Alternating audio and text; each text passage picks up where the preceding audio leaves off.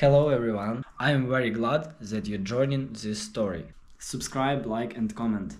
Enjoy the story, smile more often. 1 minute. I was blowing out my birthday candles, the sound of laughter and clinking glasses filling the air, the warmth of a home I had always thought was mine surrounding me like a familiar embrace. The next, my entire family was looking me in the eye and telling me that I was never really one of them, that I had spent 40 years living inside a lie, that everything I had ever known about who I was had been nothing more than a carefully constructed illusion. I should have known something was off from the start, should have noticed the way my mother had been fidgeting with her wine glass, the way my father had kept clearing his throat like he was working up the nerve to say something difficult, the way my brother and sister had been exchanging glances across the table like they were sharing some unspoken secret. But I had been too caught up in the moment, too busy enjoying the celebration, too lost in the easy comfort of believing, for just one night, that I was surrounded by people who loved me. The party had been their idea, something my mother had insisted on, a big family gathering with catered food, expensive wine, and a cake so extravagant it almost felt ridiculous. I had found it strange at first. My family wasn't the overly sentimental type, wasn't the kind to go out of their way to throw lavish celebrations, wasn't the kind to make a big deal out of birthdays. But I hadn't questioned it, hadn't let myself overthink it, had just assumed that maybe, for once, they wanted to do something special for me, that maybe this was their way of showing me that I mattered. I was wrong. It happened just as I was sitting back, feeling that quiet sense of satisfaction that comes after a good meal, the kind of contentment that makes you forget about all the little things that have always felt just slightly out of place. My mother stood up, tapping the side of her glass with her fingernail, the sound sharp and deliberate, cutting through the conversations and pulling everyone's attention to her in an instant.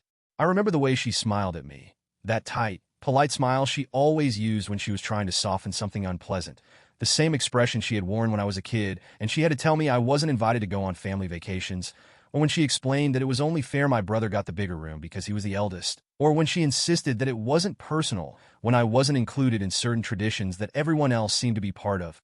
She took a slow sip of wine, set her glass down carefully, then exhaled like she was about to do something incredibly difficult, something that required the right words, something that would change everything. "Daniel," she said, her voice smooth, controlled, almost rehearsed.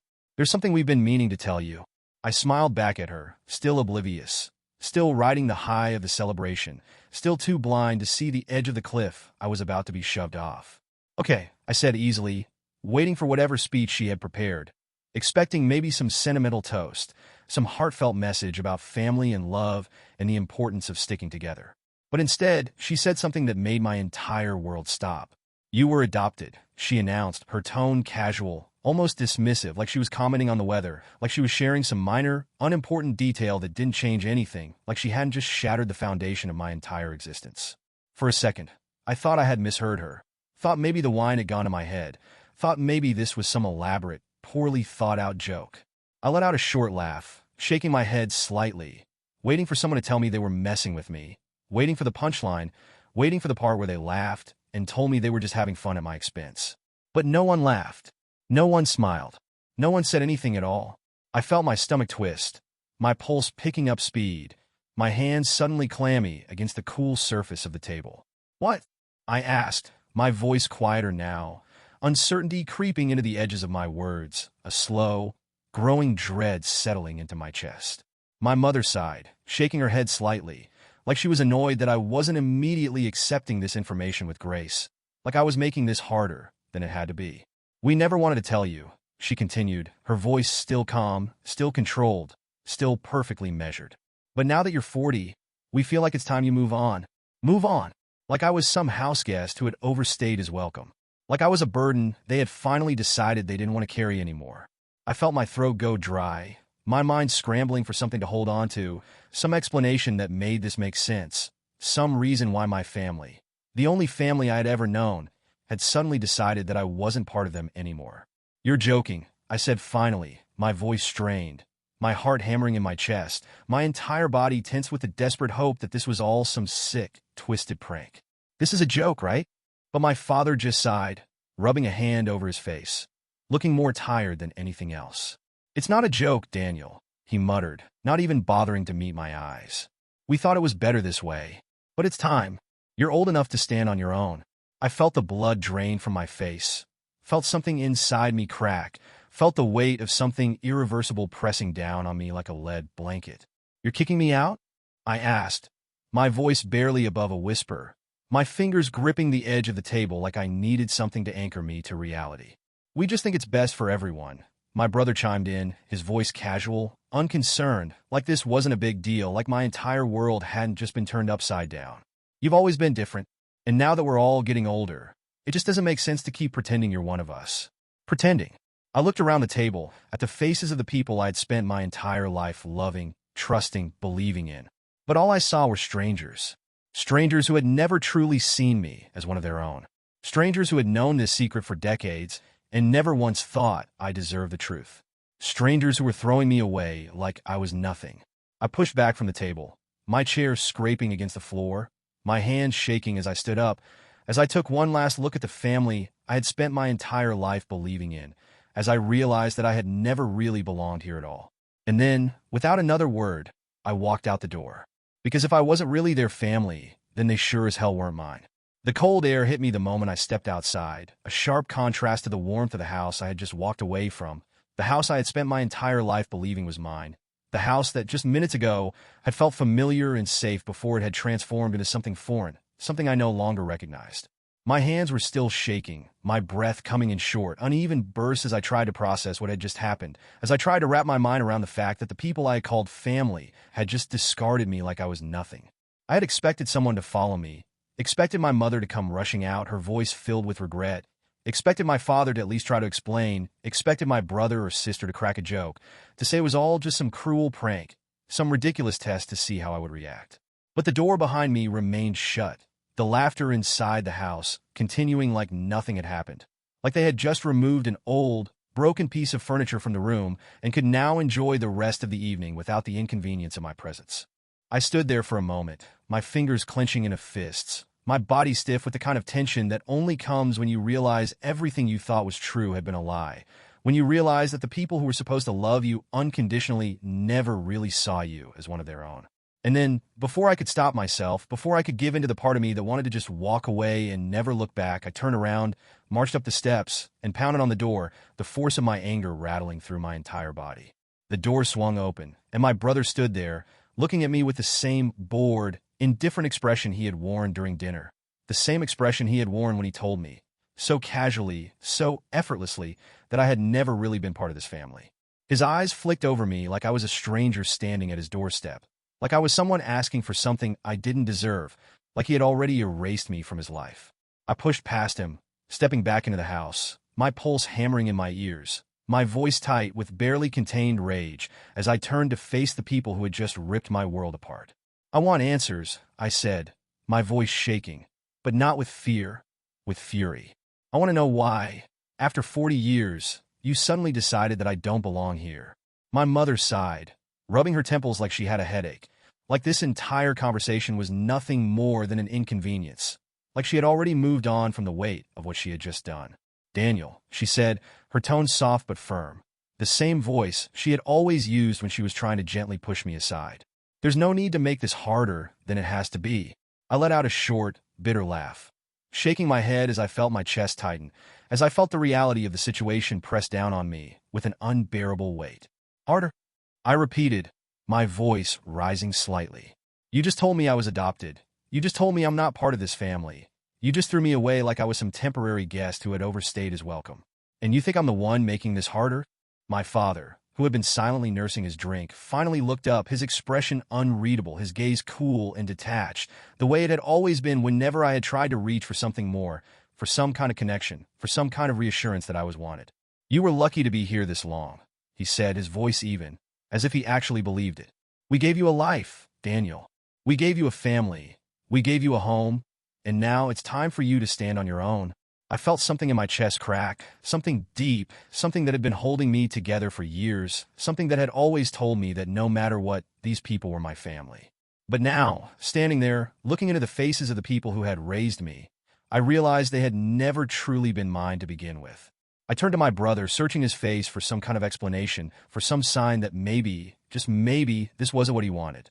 But he just shrugged, leaning against the counter, his arms crossed over his chest, his expression blank. We just feel like you're not really one of us, he said, his words casual, like he was commenting on the weather, like this wasn't something that would haunt me for the rest of my life. Not really one of them. I had spent every holiday with them, had celebrated every milestone, had grown up under the same roof, had shared meals, memories, laughter, and tears, had done everything a son, a brother, was supposed to do. And yet, in their eyes, in the cold, distant way they were looking at me now, I had never belonged. I let out a slow breath, my hands shaking, my throat tight, my entire body screaming at me to fight for some kind of answer, for some kind of explanation that would make this make sense. Why now? I asked, my voice quieter, the anger giving way to something colder, something heavier. Why don't me now? Why throw me away now? My mother sighed again, shaking her head, her lips pressing into a thin line. Because it was time, she said simply, like that was supposed to mean something, like that was supposed to be enough. We've done enough, Daniel. It's time for you to move on. Move on. From what? From the only life I had ever known? From the only people I had ever loved? From the family that had now decided I was nothing to them? I took a slow step back, my vision blurring at the edges, my body numb, my heart pounding so hard it felt like it was trying to escape my chest. I had walked into this house believing I was surrounded by people who loved me, people who would always be there, people who, no matter how distant they seemed, would never truly abandon me. But I had been wrong. So painfully, devastatingly wrong. I exhaled shakily, forcing my hands to unclench, forcing my body to turn toward the door, forcing myself to accept that there was nothing left for me here.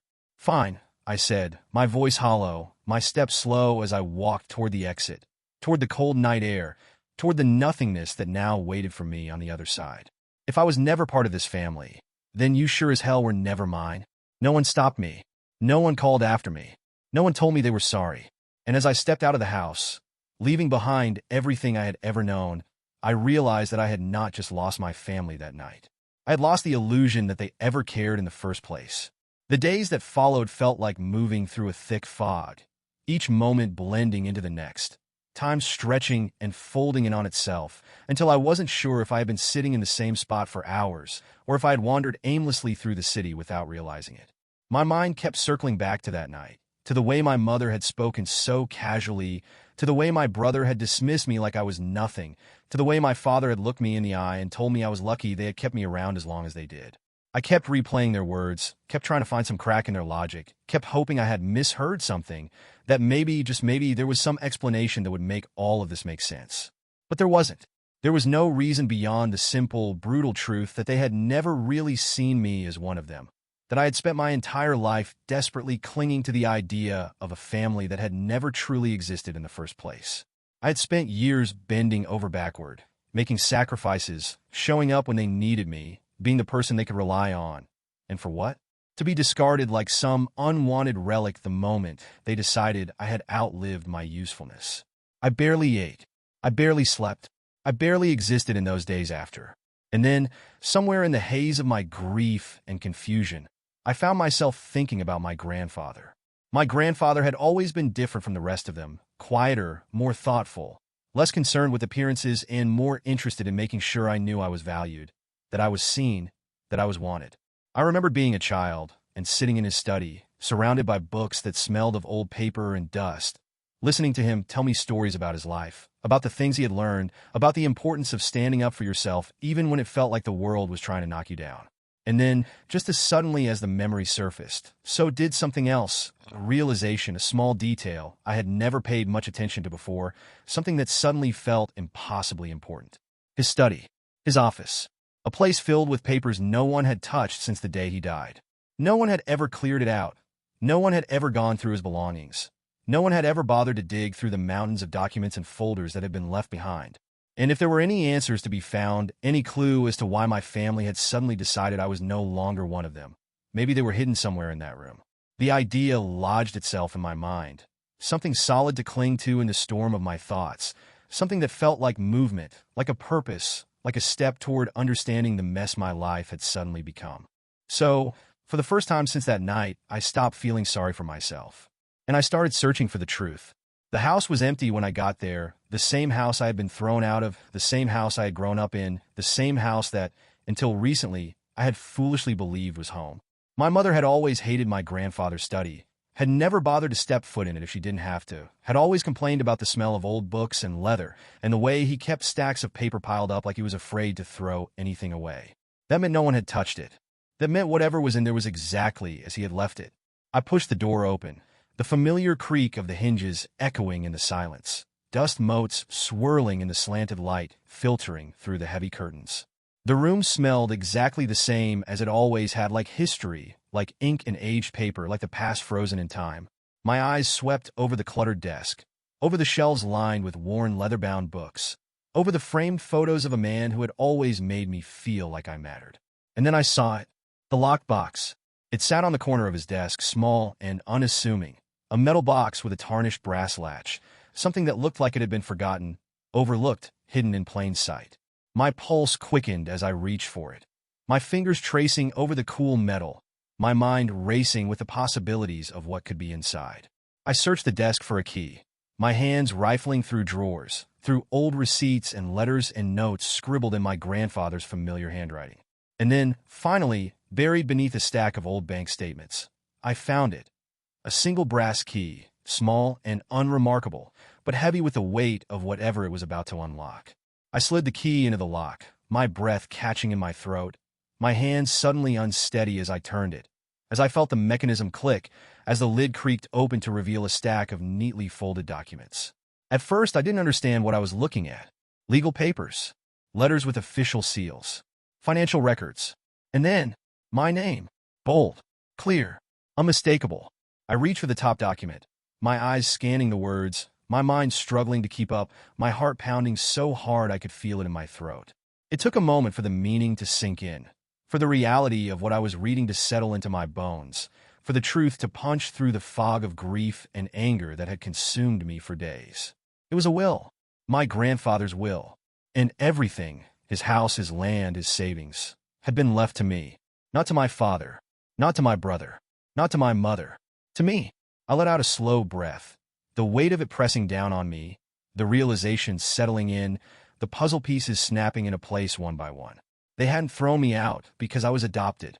They had thrown me out because they had known about this, because I had something they wanted, because I had been standing in the way of everything they thought should belong to them. I felt my hands clench around the paper, my vision blurring at the edges, my pulse roaring in my ears. The betrayal hadn't just been personal. It had been calculated. They hadn't just lied to me. They had stolen from me. They had manipulated me, discarded me, cut me out of their lives, all so they could take what was mine. And suddenly, for the first time since that awful night, the grief disappeared. Because now, I wasn't just a man who had lost his family. I was a man with something to fight for. The weight of the document in my hands felt heavier than paper should, the words printed on it carrying the force of something undeniable, something that had been hidden from me, something that changed everything I thought I knew.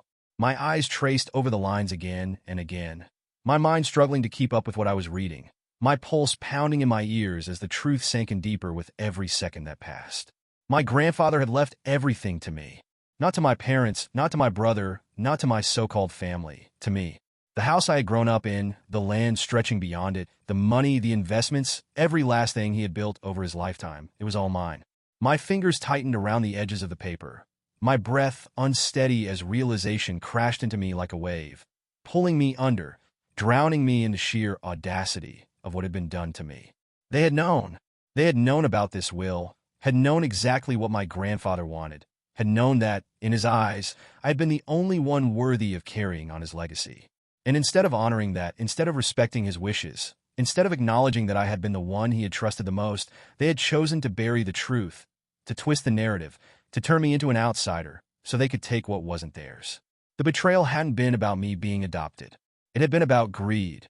My grandfather had never spoken about his will, had never once hinted at what he planned to do with his estate, had never made a show of playing favorites. But looking back, I could see it now. The way he had always treated me differently, the way he had gone out of his way to make sure I was taken care of, the way he had always looked at me like I was his real grandson, no matter what blood said otherwise. He had been the only one who had ever made me feel like I truly belonged. And now, even in death, he had done what no one else had ever done for me. He had chosen me. I let out a slow, unsteady breath, my mind flashing back to that night, to the moment my mother had stood up at my birthday dinner and announced, so casually, so carelessly, that I wasn't really part of the family, that I had never truly belonged. Had she looked me in the eye while knowing this? Had she told me to move on, to leave everything behind, while holding this secret in her back pocket, while knowing that I had been meant to inherit the very home she had thrown me out of? Had they sat around the table, whispering about how to make me disappear, about how to erase me from their lives before I could find out the truth? A fresh wave of anger burned through me, hotter than anything I had felt before, a slow, consuming fire that curled in my gut and spread through my veins, making my hands shake, making my jaw clench so tightly it hurt. They had stolen from me. Not just my inheritance, not just the house, not just the money. They had stolen my sense of belonging, my identity, my place in this world. And they had done it with a smile, with a toast, with a knife to the back they hadn't even bothered to hide. I stood in the middle of my grandfather's study, the room heavy with the scent of old paper and dust, the silence pressing in around me like a living thing, as if the walls themselves were holding on to the truth, as if they had been waiting for me to finally see what had been right in front of me all along. I could almost hear his voice in the back of my mind, steady and sure, telling me to be strong, telling me that I had never needed them in the first place, telling me that this had always been mine, no matter how hard they tried to take it away. The more I thought about it, the more I realized how perfectly their betrayal had been planned. They hadn't just wanted to take what was mine. They had wanted to make sure I never even knew it existed. If I had left quietly, if I had walked away without looking back, if I had accepted my place as the discarded outsider they had painted me to be, I never would have found this will. I never would have known the truth. I never would have realized that the very people who had called themselves my family had been plotting against me for years. I felt a sharp, bitter laugh slip past my lips, a hollow sound that barely felt like my own, a mixture of disbelief and fury and something dangerously close to satisfaction. They thought they had won. They thought they had erased me from the story, thought they had rewritten history to suit their own desires, thought they had successfully pushed me out of the picture so they could claim everything my grandfather had left behind. But they were wrong, because now I knew the truth, and there was no way in hell I was going to let them get away with it. I folded the will carefully, sliding it into my jacket pocket, my hands still trembling with adrenaline, with the weight of what I had just uncovered, with the unshakable certainty that this wasn't over. Not by a long shot. My so-called family had spent years treating me like I didn't belong, like I wasn't one of them, like I was nothing more than a temporary guest in a home that wasn't mine. But now, they were the ones who didn't belong. Now, they were the ones who had something to lose. And I was going to make damn sure they felt every second of it. The moment I walked into the lawyer's office, the weight of everything that had been done to me settled into something sharper, something more focused, something that no longer felt like grief, but like purpose. I had spent my entire life trying to prove that I was worthy of being part of a family that had never wanted me, had spent years bending over backward to make them happy, to be what they needed, to be someone they could rely on. But now, for the first time, I wasn't here to please them. I was here to take back what was mine. The attorney, a sharp-eyed woman named Linda Cartwright, sat across from me, scanning the will with a level of scrutiny that made my stomach tighten. The silence stretched between us, thick with unspoken thoughts, until she finally leaned back in her chair, exhaling slowly as she tapped the document against the desk. "This is legally binding," she said, her voice even professional, carrying the kind of confidence that told me she had done this 1,000 times before. "Your grandfather left everything to you. No vague wording, no loopholes, no ambiguity. If this was hidden from you, if your family actively tried to suppress it, you have a very strong case." I swallowed hard, my hands tightening in a fist against my lap, my pulse a steady, controlled beat of rage and determination. "They knew," I said, my voice low but unwavering. "They threw me out before I could ever find this. They lied to me, made me think I wasn't one of them, made me believe I was nothing, just so they could take what they wanted." Linda nodded, her sharp gaze meeting mine, her lips pressing together in a thin line. "Then we're not just dealing with a simple inheritance dispute," she said carefully. "We're dealing with fraud, deception, and a coordinated effort to rob you of what was legally yours. If you want to pursue this, I won't like you, it's going to get ugly. But if you're ready to fight, I'll make sure you win." I didn't hesitate. "I want everything back," I said, my voice cold, steady, sure. "I want them to know they didn't get away with it." And just like that, the battle began. The lawsuit was filed within days, and the second the paperwork was served to my so-called family, the fallout was immediate. They had expected me to disappear. They had expected me to walk away quietly, to never look back, to accept their betrayal as something final, and absolute. But now, with legal action in motion, with the truth laid bare, with everything they had stolen from me about to slip through their fingers, they finally showed their true faces. The first call came from my father, his voice laced with barely controlled rage, the kind of anger that only comes from a man who realizes he's about to lose. "You were never supposed to find that will," he spat, his words sharp, cutting, filled with the kind of resentment that told me he had been carrying this bitterness for years. "Your grandfather was a senile old man at the end. He didn't know what he was doing. That money, that house, that land, it was always supposed to be ours." I let out a slow breath, gripping the phone tightly, but keeping my voice calm, even controlled. "You mean it was supposed to be yours?" I corrected, my words deliberate, making sure he knew I saw right through him.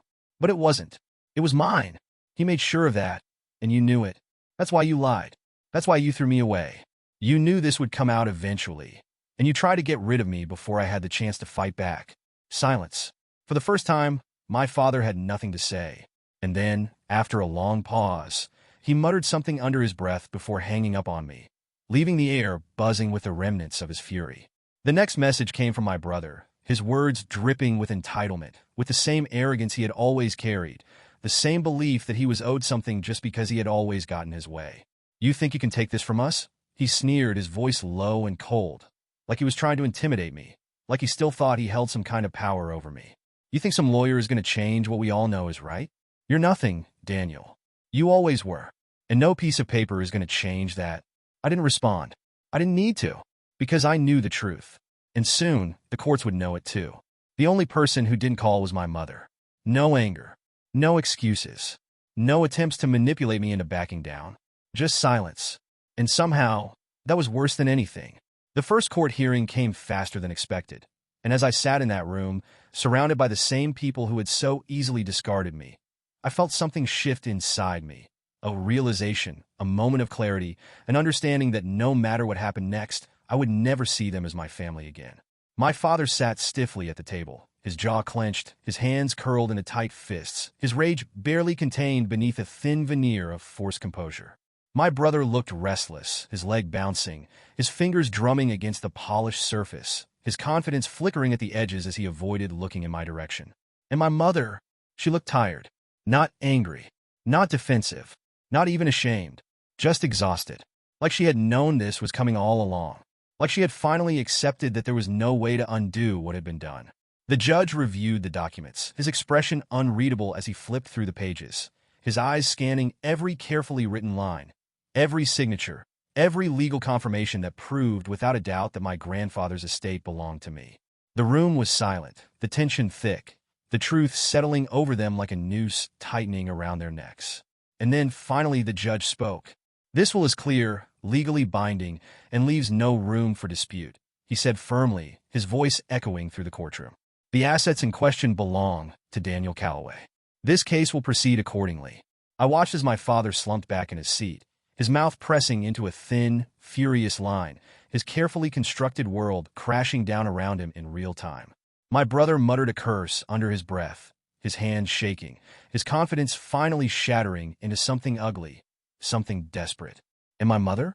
She closed her eyes, exhaled slowly, and nodded, like she had known this was coming all along, like she had known, deep down, that justice was inevitable. As I walked out of that courtroom, my head held high, my heart steady, my grip on the will tight in my hands, I realized something I hadn't expected. This wasn't just about winning. This was about reclaiming the life they had tried to steal from me. And no matter how long it took, no matter how many battles I had to fight, I was going to make damn sure they never took anything from me again. The legal battle had already taken its toll, dragging my so-called family through a storm of courtroom hearings, legal arguments, and undeniable truths that exposed their greed for what it really was. But just when I thought I had uncovered the worst of their betrayal, just when I believed I had finally grasped the full extent of their deception, another revelation surfaced, one that made everything even uglier than I had imagined. It started with a box of old files my lawyer had requested as part of the court proceedings, documents that had been buried in legal offices and estate records, things my family had never expected anyone to look at too closely.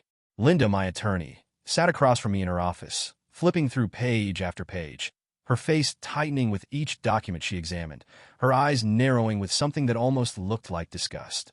I sat there watching her, my stomach twisting into knots, already knowing in my gut that whatever she had found wasn't going to be good. Finally, after what felt like an eternity, she let out a slow breath, placed the papers down on her desk, and folded her hands in front of her, her expression unreadable. "Your grandfather never trusted your father," she said, her voice steady but carrying the weight of something serious, something much deeper than a simple inheritance dispute. In fact, he was taking legal precautions against him years before he passed away. I felt my body go still, my hands gripping the arms of my chair, my breath catching in my throat as her words settled into my mind. "What do you mean?" I asked, my voice tight, my pulse quickening. She pushed one of the papers toward me, her fingers tapping against a highlighted section, her eyes watching me carefully. "Your grandfather wrote an amendment to his will almost 10 years ago, specifically stating that your father was never to gain control over any part of his estate. He went as far as legally removing him as an executor, replacing him with an independent trustee to ensure that his wishes were carried out without interference." I stared at the document in front of me, the words blurring together for a moment as my mind tried to process what I was reading. My grandfather hadn't just decided to leave everything to me. He had actively taken steps to keep my father from getting a single cent. He had known, long before he died, that my father couldn't be trusted, that if given the chance, he would try to take everything for himself. And my so-called family had kept that hidden from me. "They tried to get around it," Linda continued, flipping to another page, this one stamped with legal signatures, dated just months before my grandfather's death. "This document is a record of an attempt to challenge your grandfather's mental state. Your parents petitioned the court to have him declared mentally unfit, which would have allowed them to take control of his estate before he passed." My stomach dropped. "They tried to steal from him while he was still alive," I murmured, my voice barely above a whisper, the reality of it pressing down on me like a lead weight. Linda nodded grimly. "They failed, obviously. The court rejected their claim, mostly because your grandfather had long-standing medical records proving he was still of sound mind. But the fact that they even tried—" She let out a bitter chuckle, shaking her head. "That tells us exactly what kind of people we're dealing with." A slow, burning fury crept up my spine, a rage unlike anything I had felt before. I had already been furious at them for what they had done to me, had already sworn to make sure they faced the consequences of their lies. But now, knowing that they hadn't just stolen from me, that they had spent years trying to manipulate and rob my grandfather as well, that was a different level of cruelty. "They didn't just betray me," I muttered, gripping the edges of the documents, my knuckles turning white from the pressure. "They betrayed him. They betrayed the one person who actually cared about me." Linda exhaled slowly, leaning back in her chair, studying me for a long moment. "This wasn't just about them being greedy," she said carefully. "This was calculated. This was a plan they've been working on for years. And when your grandfather stopped them from taking what they wanted, when they realized he had made sure everything went to you instead, they decided to do the next best thing. They got rid of me," I finished, the words heavy, the truth finally settling into my bones. "They had pushed me out, erased me, thrown me away, not because I wasn't family, but because I was the only thing standing in their way." Linda nodded, her expression dark. "That's exactly what they did." I let out a slow breath, my anger simmering beneath my skin, my mind racing with everything I had just learned. They had pretended to be my family for years, had let me believe I belonged, had let me pour my love and loyalty into them, all while scheming behind the scenes, waiting for the right moment to cut me out and take what was never theirs to begin with. I thought back to my mother's silence when the lawsuit began, to the way she had refused to look me in the eye, refused to defend herself, refused to deny anything. Had she known all along that this would come out? Had she been complicit in all of it? Or had she simply stood by and let it happen, too weak or too afraid to stop it? It didn't matter anymore, because now the truth was out. And if they thought they could get away with it, if they thought I would walk away quietly, if they thought I would let this slide after what they had done to both me and my grandfather, they were about to learn just how wrong they were. I looked up at Linda, my voice steady, my rage controlled, my decision already made. "I want them to pay for this," I said, the words calm, absolute, filled with a certainty that left no room for hesitation. "I want every dirty secret they've ever buried to be dragged into the light. I want them to lose everything they try to steal." Linda gave me a slow, approving nod, gathering the documents into a neat pile, a small smile curling at the edges of her lips. "Then let's make sure they do," she said simply. And with that, the next battle began. The courtroom was cold, the air thick with tension, the weight of everything that had been done pressing down on the room like an invisible storm waiting to break. I sat at the plaintiff's table, my hand steady on the polished wood, my breathing even, my pulse controlled despite the raging fury simmering just beneath my skin. Across from me, my so-called family sat in a row, each of them looking more worn down than I had ever seen them before, their faces pale, their bodies stiff, their eyes avoiding mine like they couldn't bear to meet the gaze of the man they had spent years trying to erase. The judge shuffled through the documents, his eyes scanning the pages, his expression unreadable, the silence stretching between us like a blade poised to strike. I had waited months for this moment, had spent countless sleepless nights going over every detail, had fought through every legal battle, every accusation, every pathetic attempt they had made to stall this case, to twist the truth, to hold on to something that had never belonged to them in the first place. But now, there was no more running, no more excuses, no more manipulation to hide behind. Now, the truth was here, and they had no choice but to face it. My father sat rigid, his jaw clenched so tightly I thought his teeth might crack under the pressure, his hands balled into fists against the table, his rage barely contained beneath the surface. He had always been a man who thrived on control, on dominance, on making sure things always went his way. But for the first time, he had no control at all. My brother, sitting beside him, looked worse. His usual arrogance had been stripped away, replaced with something uneasy, something almost frantic, his fingers tapping against his knee, his leg bouncing up and down as though he were waiting for the moment he could bolt out the door and pretend none of this was happening. He knew what was coming. He had known for weeks that the truth was about to rip through everything he had built, that the lies he had clung to so desperately were about to collapse in front of everyone. And then there was my mother. She looked exhausted. Not just tired, not just stressed, but completely and utterly drained, like the weight of everything had finally crushed her, like she had been carrying the guilt of this for far too long and was now drowning beneath it. She hadn't spoken much during the trial, hadn't fought back the way my father and brother had, hadn't thrown accusations at me or tried to convince the court that I was the villain in this story. Instead, she had just sat there, silent and still, like she was waiting for something inevitable, like she already knew exactly how this would end. The judge cleared his throat, setting down the last document, finally looking up, his eyes sharp, his voice even. His next words a death sentence for them and a victory for me. The evidence presented in this case is overwhelming, he said, his tone firm, leaving no room for argument. It is clear that the last will and testament of Robert Calloway is valid and legally binding. The attempt to conceal this will, along with documented efforts to have Mr. Calloway declared mentally unfit, demonstrates an undeniable pattern of deception and fraud by the defendants. I didn't move. I didn't breathe.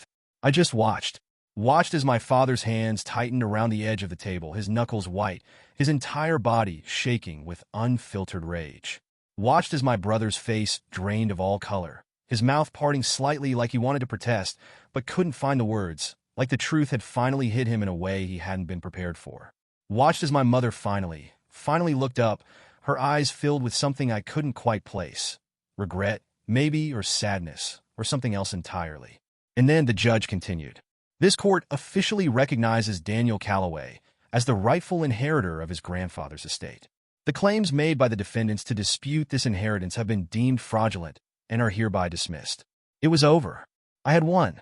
For the first time since this nightmare had begun, since the night I had been cast aside like I was nothing, since the moment I had discovered the truth buried in my grandfather's study, I had finally taken back what was mine.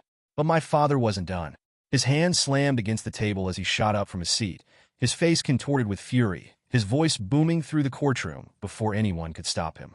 "This is bullshit," he bellowed, his entire body shaking as he pointed a trembling finger at me, his rage boiling over, completely unrestrained. He was never supposed to have any of this. He's not one of us. The judge's gavel struck the bench with a sharp crack, the bailiff already stepping forward, ready to intervene. But my father wasn't finished. "You think you've won?" he spat, his voice shaking with pure, seething hatred. "You think you're anything more than some mistake we had to tolerate? You're nothing, Daniel. Nothing. You should have never been in this family to begin with." I didn't flinch. I didn't look away. I just met his gaze, my expression calm, unshaken, completely unaffected by his final, desperate attempt to tear me down. Because I had already won. Because his words meant nothing anymore. Because for the first time in my life, he had no power over me. Beside him, my brother was sinking further into his seat, his face buried in his hands, his confidence completely shattered, the weight of his own actions crashing down on him. The court had uncovered forged documents, fake amendments he had tried to create in an attempt to alter the will. He had committed fraud, and now there was a very real possibility that he would be facing criminal charges. And my mother? She had finally broken. Her hands covered her face, her shoulders trembling, her body shaking as quiet. Unrestrained sobs racked through her, as though everything she had spent years trying to hide had finally become too much to carry. I could have felt sorry for her, but I didn't. I just stood, my posture straight, my expression unreadable, my voice steady as I spoke my final words to them. "You threw me away," I said simply, the words cold but true. "And now you have nothing." Then I turned and walked out of the courtroom, never looking back. They had spent years trying to steal from me, spent decades pretending I wasn't one of them, spent every moment of my life making me feel like an outsider in my own home. And now, they were the outsiders. I stepped into the daylight, the fresh air filling my lungs, the weight of their betrayal finally lifting from my shoulders, the reality of my victory settling in. Everything they had taken from me, my home, my future, my place in this world, was now mine again. And they were left with nothing. The house was quiet, the kind of silence that settled deep into the walls, that clung to the air like dust, that made it feel like time had paused the moment my grandfather had passed. I sat in the large leather chair behind his desk, my hands resting on the polished wood, my fingers tracing over the old indentations left by years of handwritten notes, of carefully drawn-out plans, of a life spent building something meant to last. This house should have always been mine. This desk, these rooms, these walls, they had always been meant for me. For the first time in my life, I wasn't standing in the shadows of people who wanted me gone, wasn't trying to fit into a place that had never truly welcomed me, wasn't chasing after love that had always been conditional, always just out of reach. I had fought for this, had clawed my way back from the depths of betrayal, had taken back what was mine from people who had never deserved it to begin with. And now, they had nothing. I leaned back in the chair, exhaling slowly, letting the weight of everything settle around me, feeling something that almost resembled peace. Except peace wasn't supposed to feel this hollow, wasn't supposed to come with an aftertaste of something bitter, something unresolved, something that lingered like an echo of the past refusing to fade. And then, just as I let my eyes drift closed, the phone rang. The sharp sound cut through the silence, shattering the stillness, dragging me back to the present, pulling me into a moment I hadn't been expecting, hadn't prepared for, hadn't wanted. My gaze flicked to the screen, my stomach twisting the second I saw the name flashing across it, the familiar letters forming the last name I'd spent my entire life trying to live up to. It was my mother. I stared at the screen, my pulse steady, my breathing controlled, my mind a war zone of conflicting emotions, of anger and exhaustion and something I refused to name. She hadn't reached out in weeks, hadn't spoken a word during the final days of the trial, hadn't even looked at me when the judge had declared me the rightful owner of this estate, of everything they had tried to steal. And now, when it was too late, when everything had already been decided, when I had already won, now she called. I let it ring twice, my finger hovering over the decline button, my body frozen in place, my heart hammering in my chest, even though I didn't understand why. Then, against every ounce of reason, I answered. For a moment, neither of us spoke, the silence stretching between us like an invisible thread, fragile and thin, ready to snap at the slightest pressure. Then, finally, her voice broke through the quiet. "Daniel." Her voice was soft, trembling slightly, like she had been crying, like she had been waiting for this moment longer than she wanted to admit. "Please." I didn't respond, didn't offer her the comfort of an easy conversation, didn't give her anything to grasp onto. I just sat there, the phone pressed to my ear, waiting, listening, wondering if she even knew what she was asking for. "We're still your family," she whispered, her voice cracking on the last word, like it was painful for her to say, like she already knew she had lost the right to claim me as hers. I closed my eyes, letting the words settle in, feeling the weight of them press against my ribs, against the space in my chest where love had once lived before they had carved it out and replaced it with something else. Family. That word used to mean something, used to be the foundation I had built my life upon, used to be the thing that tethered me to them, no matter how many times they pushed me away. But now it felt empty. Now it felt like a lie. I swallowed hard, my grip tightening around the phone, my mind racing through every memory, every moment, every time I had begged them to see me, to accept me, to love me the way I had loved them. They had chosen to betray me, had chosen to cast me out, had chosen to erase me the second I became inconvenient to their plans. And now, when there was nothing left for them, when they had been stripped of their wealth, their power, their carefully constructed world of lies, now they wanted to talk?